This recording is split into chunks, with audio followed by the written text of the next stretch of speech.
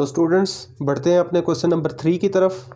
हमारा question number 3 है find the values of A B C and D. Find the values of A B C and D which satisfy the matrix equation, which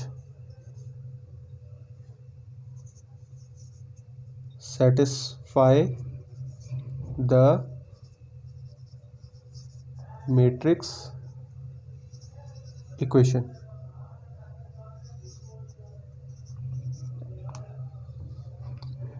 अच्छा, question है हमारे पास a plus c, a plus 2b, c minus 1 और 4d minus 6 is equals to 0 minus 7, 3 और 2d। अब इसको solve करने के लिए हमें कॉरेस्पॉन्डिंग वैल्यूज़ देखनी पड़ेगी। First to the first value. अब फर्स्ट वैल्यू को हम अभी सॉल्व नहीं कर सकते क्योंकि फर्स्ट वैल्यू में अगर हम नोटिस करें तो हमारे पास दो वेरिएबल्स हैं ए और सी। हम एक दफ़ा में दो वेरिएबल्स फाइंड नहीं कर सकते, तो हम ऐसी चीज़ देखेंगे जहाँ पे हमारे पास एक वेरिएबल हो। ये सेकंड वाला जो है इसके अंदर भी दो वेरिएबल्स हैं ए और बी।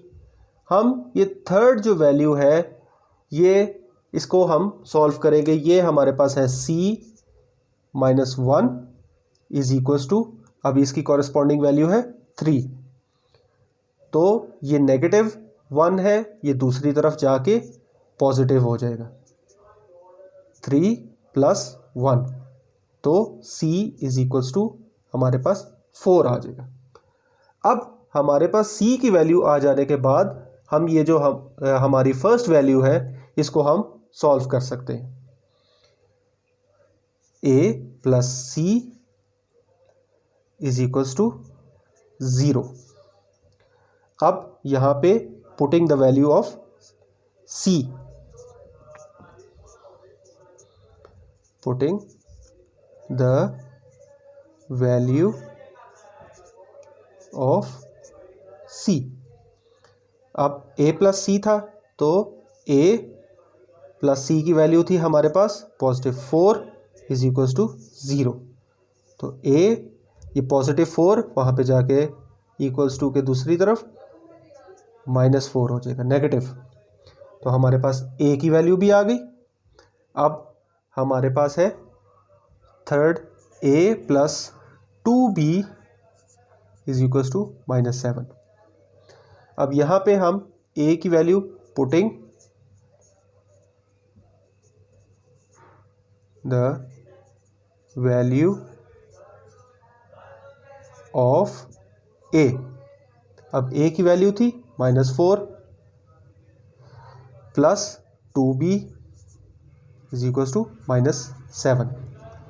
अब ये -4 दूसरी तरफ जाके पॉजिटिव हो जाएगा, 2b is equals to 4 minus 7। अब हमारे पास 2b इज इक्वल्स टू, ये पॉजिटिव 4 है और ये नेगेटिव 7 है, तो ये हमारे पास इसमें से -3 बच गया। अब b इज इक्वल्स टू -3/2। अब ये जो 2 है ये दूसरी तरफ जाकर डिवाइड हो जाएगा।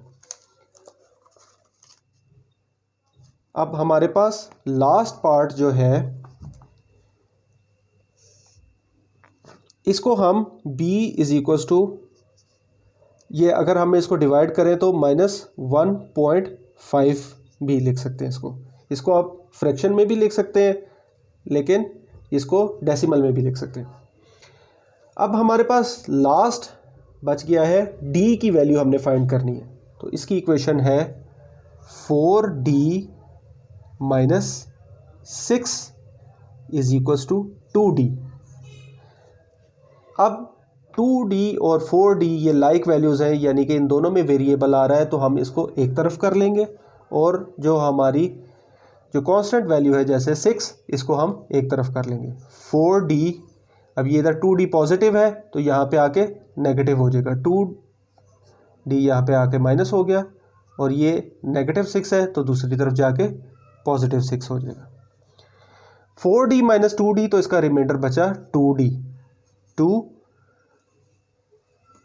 इसको ठीक कर, 2d इज इक्वल्स टू 6, तो d इज इक्वल्स टू 6/2। ये 2 इधर t के साथ मल्टीप्लाई हो रहा था, इधर आके डिवाइड हो जाएगा। अब 6 divided by 2 is equals to 3, तो d इज इक्वल्स टू 3।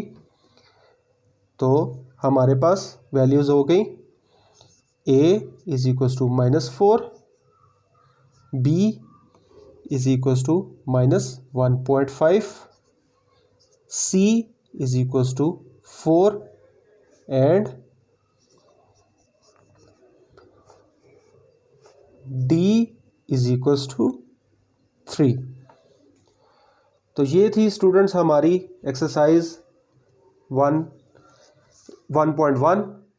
इंशाल्लाह आगे नेक्स्ट कंटिन्यू करेंगे।